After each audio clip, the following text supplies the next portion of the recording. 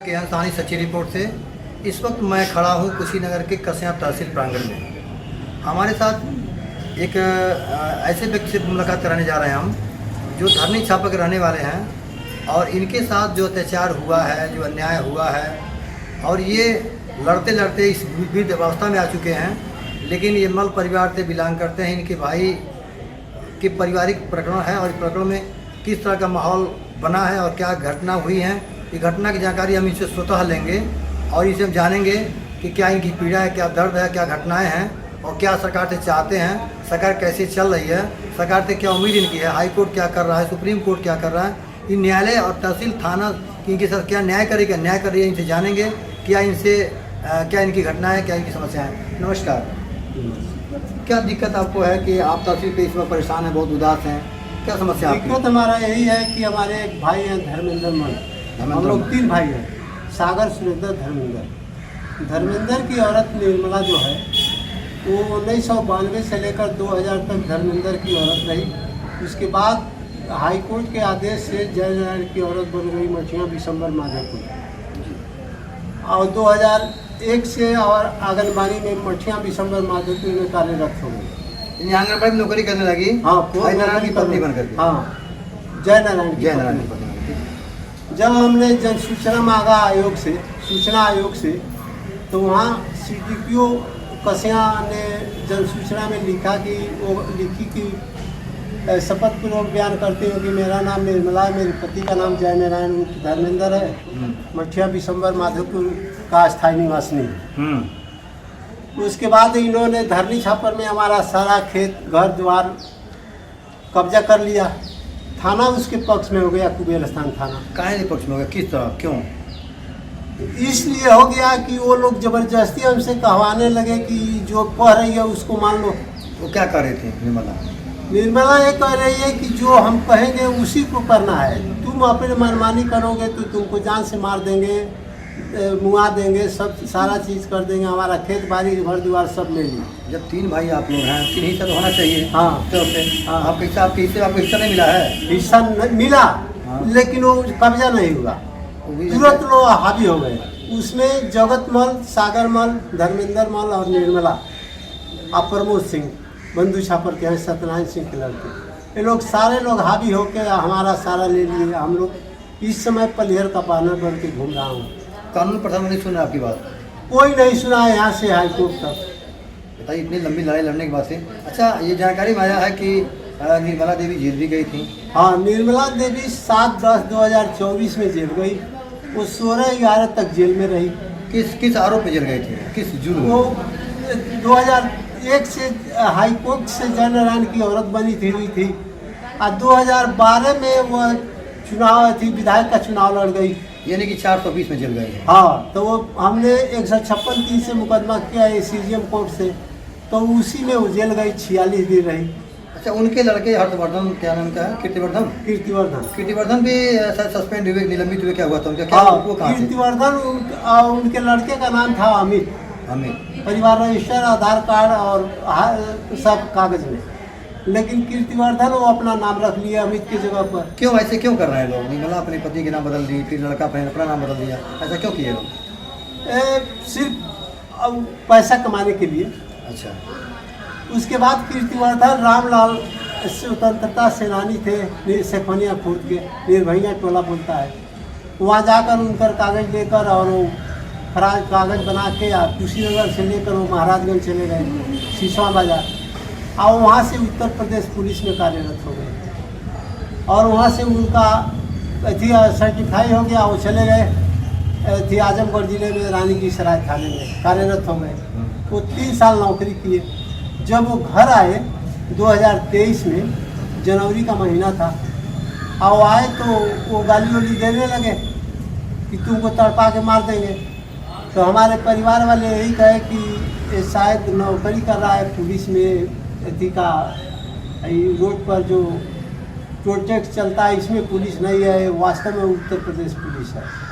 तो हमने जांच किया तो पता चला कि नहीं, ये उत्तर प्रदेश पुलिस है। तो हमने दरखास्त दिया, ये बर्खास्त हो गया। आजमगढ़ SP अनुराग आर्या ने बर्खास्त कर दी। और जब वो आ गया 30/10/2023 में, तो आया तो फिर घर भर के लोग को पीटा। आज जब हम लोग दरखास्त दिए तो पुलिस वहाँ थी, अजय मौर्य, रामचंद्र यादव, पंकज, कस्या पुलिस नहीं कुबेर स्थान थाना, राकेश कुमार गुप्ता, 20 लोग, ये लोग जबरदस्ती सुलहनामा लिखवा लिए आपसे और 3 घंटा थाने में बंद किए। कहे कि जो हम लोग कर रहे हैं उसी को करना है, अगर अन्यथा कोई भी कदम उठाया तो खैरियत नहीं होगी। सर हम लोग इतना प्रताड़ित हुए कि एकदम, मैंने आप अपने हक की मांग को लेकर के परेशान हैं। हाँ। आपको जमीन भी जब्त कर लिया गया और है। सर हम 5 साल से रोड पर उतर के मजदूरी करके खाते हैं हम लोग। घर भी ले लिया गया और कोर्ट भी नहीं सुन रहा है, हाई कोर्ट भी नहीं सुन रहा है, यहाँ तहसील में आके। अच्छा, डीएम साहब बहुत सच्चे हैं, हाँ। तो क्या उनसे नहीं मिले थे मैंने तंवर साहब से? नहीं, इनसे तो मिले थे, क्या ये तो बहुत स्वभाव लेकिन की ये कहे कि हाँ तुम्हारा प्रकरण हम पूरा कर देंगे, लेकिन कोई काम नहीं किया। कप्तान साहब ये संतोष मिश्रा जी हैं, बहुत अच्छे हैं। अच्छे हैं, इनके हाथ में दरखास्त दिया गया, ये हमको आश्वासन दिए, लेकिन कार्रवाई उल्टी हुई। उल्टी कर रही है। हाँ, तो इसका मतलब है कि कप्तान साहब को समझा नहीं पाए होंगे या समझ नहीं पाए होंगे। नहीं। उसका देखिए किसी भी जनपद में ऐसे IPS अधिकारी हैं, हाँ। वो समझ लेंगे तो पक्का है को न्याय मिलेगा। नहीं, नहीं। वो गलत बर्दाश्त नहीं कर सकते। सुनिए बता रहे हैं, एक हमारे पकदार है जाननाथ मठ, उनका ज़मीन खरीदा हमने घड़ारी की और उस पर वो कब्जा कर ली। उसमें नायब दरोगा राहुल और सागर है कुबेर स्थान थाने में। उनका कहना था कि जो उसका ज़मीन है तुम ज़बरदस्ती कर रहे हो कि हमारा है। हमने ऑनलाइन दरखास्त दे दिया और लोग आए ज़बरदस्ती हमको उठा ले गए और ले जाके हमारे ऊपर मुकदमा लिख दिए पूरे घर भर पर। क्या मुकदमा था?